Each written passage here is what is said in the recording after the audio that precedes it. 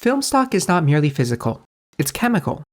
Movies shot on film don't merely leave behind an artifact which contains it, but are created through chemical reactions of light-sensitive compounds induced by an exposure and frozen in time. Further, it's typical that the medium of a work occupies a privileged metatextual position in that medium. For example, numerous books have been written about authors, publishers, readers, that is, about books. Paintings are made about paintings, and of course, film about writers, directors, the whole process of making films. Intersecting these two ideas, the chemical nature of film and metatextuality, we have an interesting hypothesis. Since the fundamental nature of film processing was for many decades chemical, we should expect to see a tradition of films that examines chemistry as a metaphor for filmmaking. This video is about the singular case that I've seen that I think illustrates this idea. Agnes Varda was a French filmmaker with a long career of both fiction and documentary, with her films often crossing the lines between the two. They are replete with references to filmmaking, and don't merely exhibit but comment on her perspective as a filmmaker. Emma Jackson, in an article about Varda's sensitivity to the detail of human experience, emphasizes her start as a portrait photographer. Jackson refers to a 1988 film made by Varda as a portrait in celebration of actress Jane Birkin on occasion of the latter's 40th birthday. University of Liverpool film scholar Alison Smith called this film a portrait where the painter is visible. Varda neither overrides the subject nor disappears entirely. Besides providing the voiceover, she appears on screen in conversation with Birkin. She instructs Birkin to look directly into the camera, indicating that it reflects her point of view. Et que tu regardes la caméra le plus souvent possible. Dedans. Il faut que tu regardes là-dedans, sinon tu ne me regardes pas. This is meaning both literally, as the perspective from which the scene is captured, and ethnographically, as her choice of perspective and the placement of the camera is based on her individual experience of the world. Varda's 1975 Daguerrotypes appears to reflect on chemistry in this way. It is a documentary consisting primarily of Varda's interviews with people who live and work on the street that she has long resided on, the Rue Daguerre in Paris. The perfume shop, the tailor, the butcher, and their work, lives, relationships, dreams, and so on. Unlike in the Birkin film, she does not appear to discuss her own profession as a filmmaker, which can be seen as an omission because tautologically she falls under the scope of the project. She lives on the street she lives on. This is not uncommon for the filmmaker to exclude themselves from the work even when it is about a subject that they are part of. However, again, Varda does not exclude herself entirely and does not merely include, but makes very apparent that the film is all about her point of view. The creation of the film itself, the deliberate choices of subject matter as opposed to a purely factual description of her neighbors, conveys her thoughts about filmmaking. Agnes Pethő identifies this with the narratological concept of metalepsis, in which distinct levels of narrative are transgressed, for example by the author themselves into what is being narrated. Examples of this technique bracket the beginning and end of Daguerrotypes. The first shot of the film presents the title credits, with reflections of the named individuals partially visible, alongside the film cans presumably containing the film.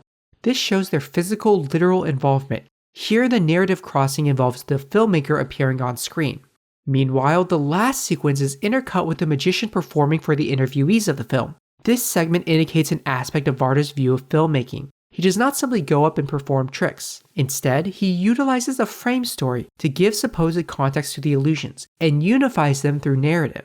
His frame story imagines we are transposed into the future, where technology, not magic, is able to conjure things out of thin air. The future is understood through references to specific science fiction films, showing how cinema helps us grasp what is not real, and coax it into a comprehensible form.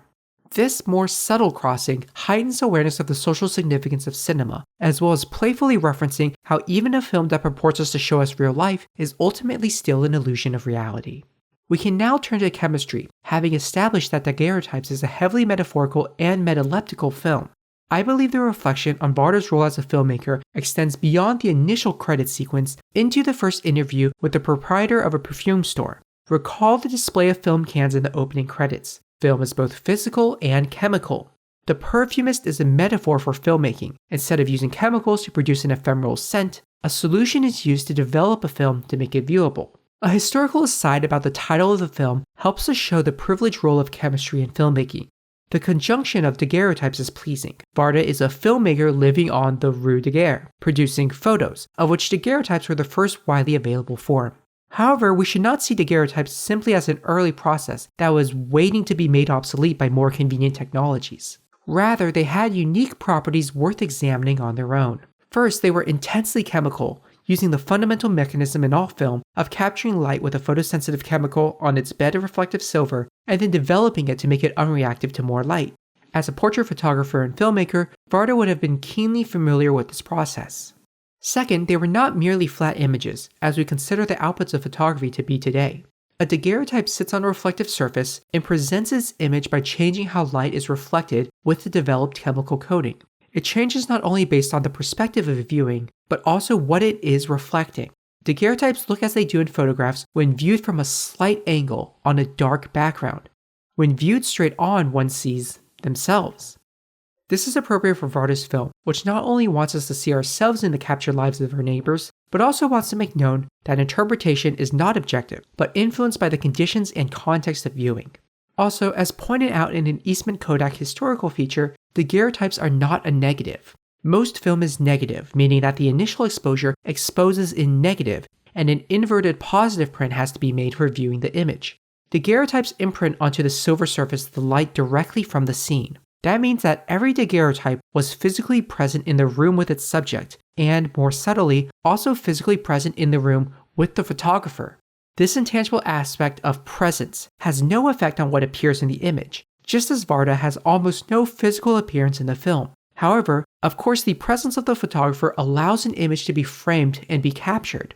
This irony extends to the frame of cinema. Film creates an illusion of presence with the subject to the viewer, which isn't real, while concealing the presence of the director to the subject, which is. All this implies that Varda is making a rare analogy of filmmaker to chemist, in this case the perfumist. This broadens the scope of the film. The subjects are not merely linked by geographical circumstance, but are all reflections of different aspects of creation and being. Varda suggests that filmmaking is a preferred, but not a privileged vocation. It is not unique, but connected to the perfumist, who is in turn connected to the tailor, or the grocer, or the butcher.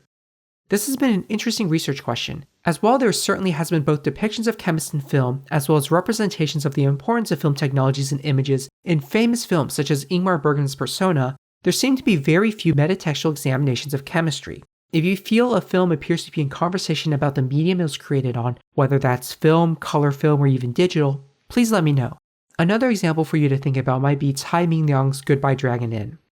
One other potential direction not examined in this video is the role of color film, which was also a chemical innovation. The psychological, technical, and creative aspects of this transition are described in detail in Brecht Lemaris's book, Feeling Color, Chromatic Embodiment in Film Culture 1950s and 1960s. But in my overbroad summarization, while the use of color had metatextual implications relating especially to the psychological understanding and perception of color, it only rarely referred to the chemistry that created it.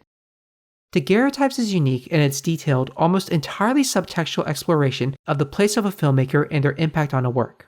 This is in addition to the readily apparent charm of the lives of Agnes Varda's subjects. Both of these aspects re-emerge consistently, and are excellently upheld throughout her long and easily recommended filmography.